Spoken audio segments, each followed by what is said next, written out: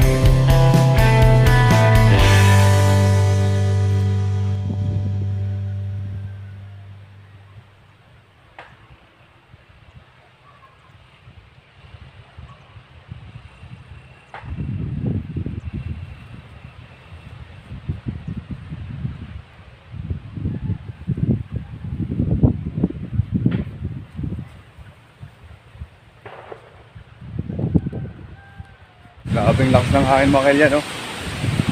Oh. Grabe. Parang may bagyo. Ito na ulit kami sa paghukayan namin ng ube. Halukay ube. Tagal kong hinanap yung pamangkin ko. Hindi ko mahanap kanina. Yung ube po, yun yung dadagdag natin doon sa konting handa natin mamaya sa lubong natin sa bagong taon. Kung! Dami ring sugar cane dito. Sugar cane. Sa Ilocano, unas.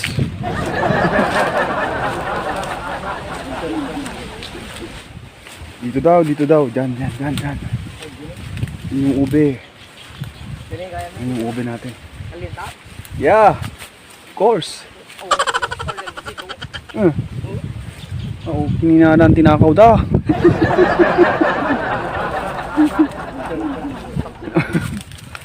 Al-8. Mukhang naunahan tayo makailian. Ito yung ube natin, oh. Ito yung tangkay niya, oh. Yan. Han ako, natay ko man arato yun, nakali mo mulong. Kira yun, Brad.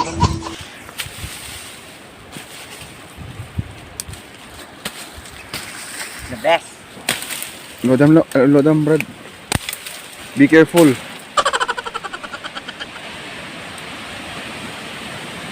Laki mga alien, oh. Yun yung ube natin, oh. Yan, oh. Oh my goodness. It's so big. Ang kapigin. Palang duk na tayo. Laki, ah. Hindi mo nga alaman. Laki, men. Wow, laki, Brad. Wow, men. Sumali pa buwan ng tiyanin nga duwa reta. Laki nung ube natin makailan, no? Lako kumaman din natin nali.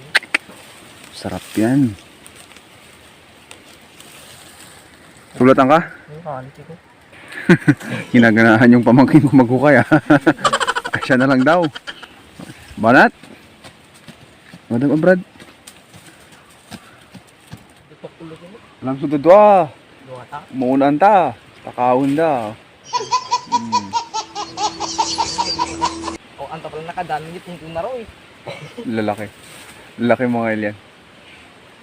Sa latag telepante.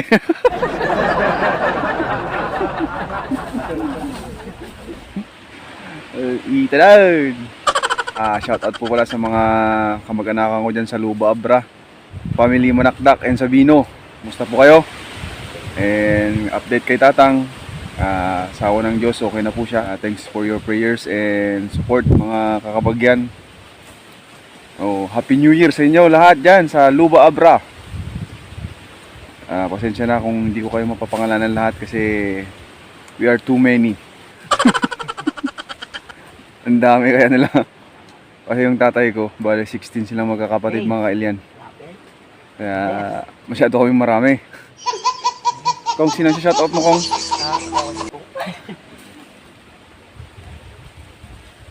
At sa mga bago po nating subscribers dyan, hindi ko naman po kasi kayo makilala lahat. Thank you so much for subscribing to Manong Ilocano channel.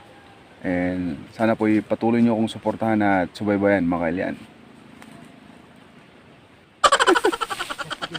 Do you need help, man? Uy, laki mga kailyan. Oh, uto na eh. Dita ati ube. Dami na siyang bunga mga kailyan, oh.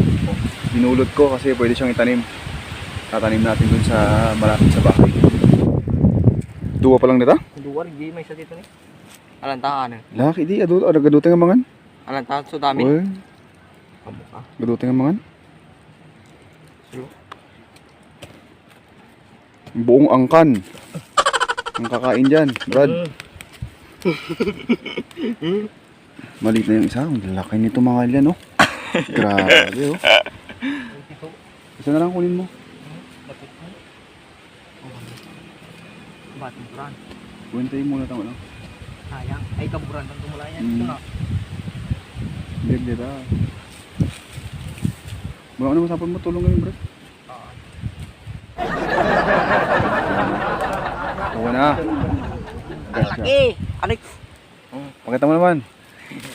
Laki nito, mga kalyan mo naman ah. Problema taman sako. Wala kaming dalang sako. Ano? Masyado nang marami. Wala rudo. Balik. Agawin natin mo. Balik mo na yan. Balik na natin. Gabot lang. Kaya mo gabor? Sakon. Ibabalik natin yun. Yung kanyang ungol. Yung tinatawag namin si Ilocano. Para next year, pwede natin siyang ulit i-harvest. Tuwang mo nito pala sa hindi. Umaga nga doon. Dapat.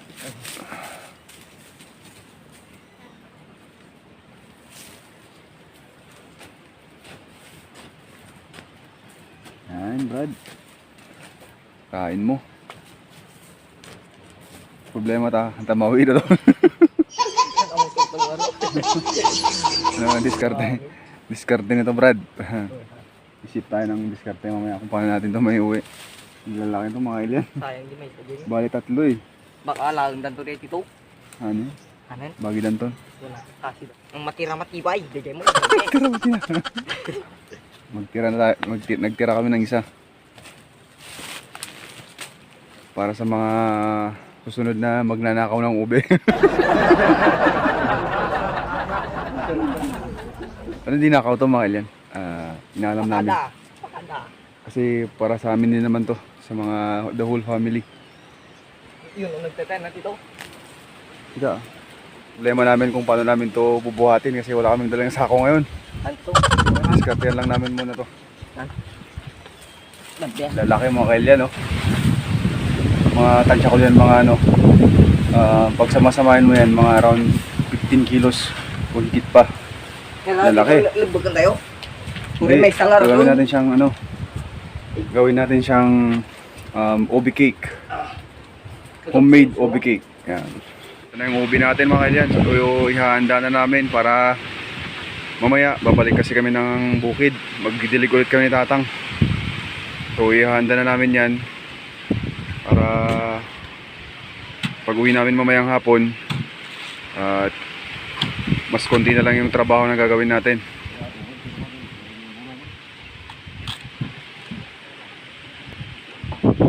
Bale yung tatlo lang yung inano namin kasi masyadong marami. Tinira natin yung isa, yung isang malaki. Para sa next natin yan. Marami-rami kasi yan mga kailyan, no?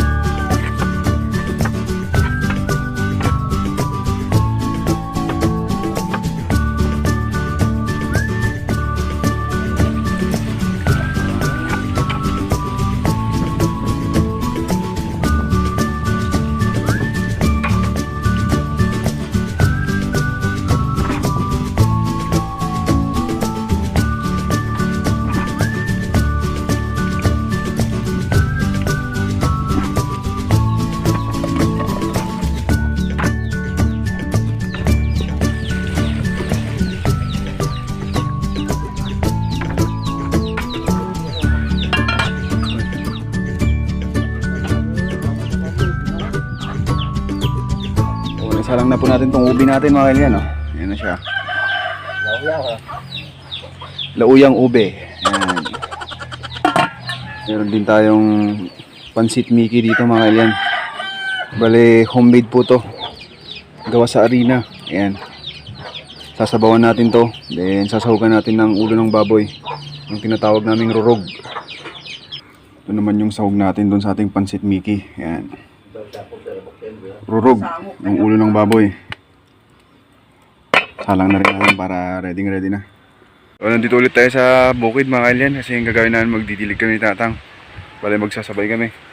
So yung gagamit ng pump na to, ako yung gagamit ng pump na nasa taas. Kasi talagang kinakailangan na naman ng dilig ng mga pananim natin. So bale yung ubi natin, kay mamang ko na lang kiner off. Sila yung bahala doon. Pero siguro hindi na natin makukunan ng video yung pag-prepare doon kasi dito ako magstay. Tapos nadala ko tong cellphone ko. Medyo talagang nanunuyo na kasi itong mga pananim natin mga kailyan. Kailangan natin i-prioritize to.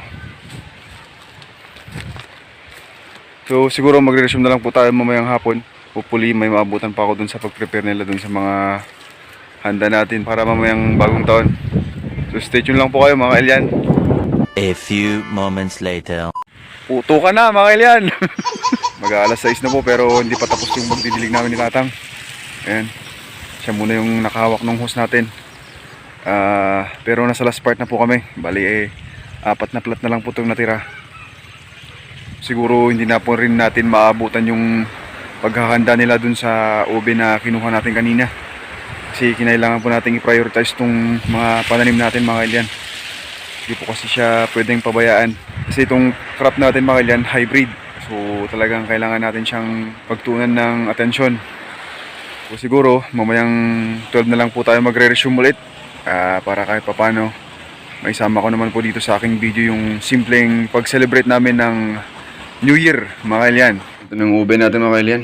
Hindi natin to na videohan kung paano siya prepare ni Mamang. Dahil simple lang to mga kailyan. Lalagyan lang natin to ng condensed milk tapos gata ng nyog. Pero yan na po siya. Tapos natin siyang ilaga tsaka wala kasing blender kaya ganyan ginawa nila. Parang binahay din siya. Oh, kainan na daw. Kainan na. Lamig ka daw. Oh, saan mo sabaw na yatan? Handa.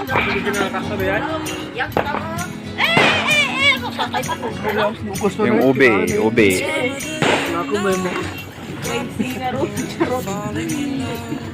O mga nun.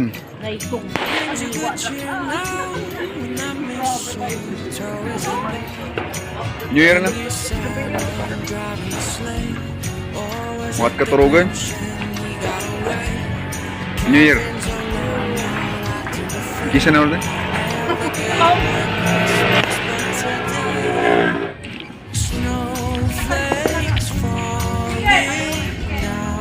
Yang. New Year, Brad. Iba kompleto yan. Marami bang darating dyan.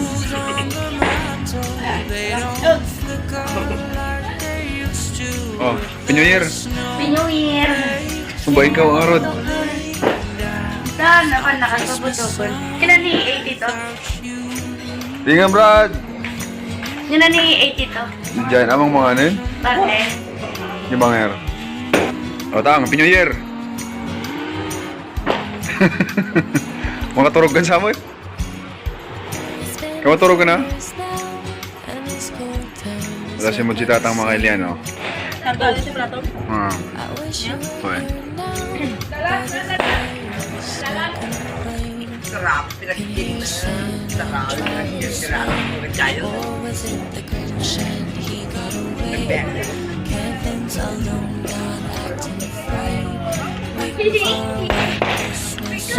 Bakit katurugan?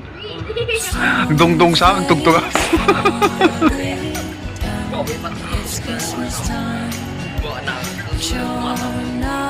Yung ginawa natin kanina. ano, Dave, kanin mo lang advertise. Yun na. Sarap.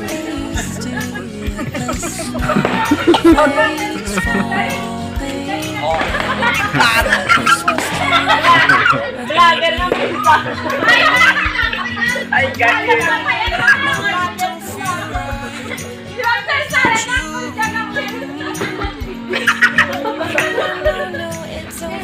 Model to be.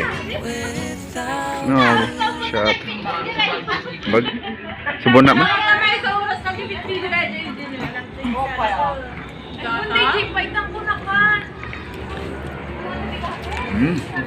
Gimas kamayang. Ranel Del ang amayan.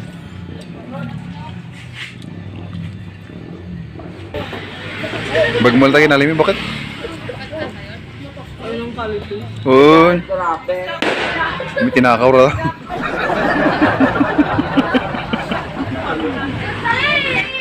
New arrival. Nakasigo. Ay.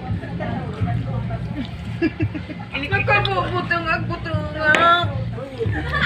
Na may busungan. Obe. Sabi ko na tama, Michelle.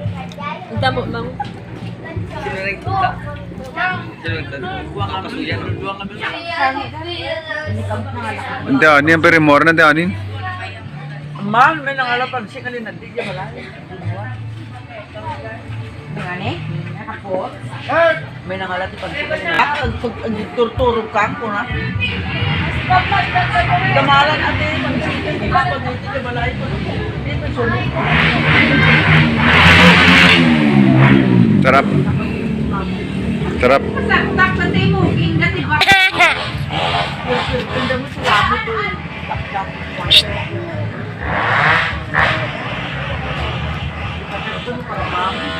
The best. Naya ko na mo. The best. Dajay, sarap eh. Hello. Sarapin? Palagi. The best. Very good. Dajay. So, Happy New Year mga kailyan. Happy 2021 po sa ating lahat mga kailyan. At alam ko rin po na marami tayong pinagdaan ng problema at pagsubok sa buhay ngayong 2020. Pero masasabi ko lang, let's forget about the past and let's face together New Year of our lives mga kailyan. So stay positive and let's be thankful to God for all the blessings that He gave to us mga kailyan. So yan lamang po, Happy New Year sa inyong lahat and God bless us all mga kailyan.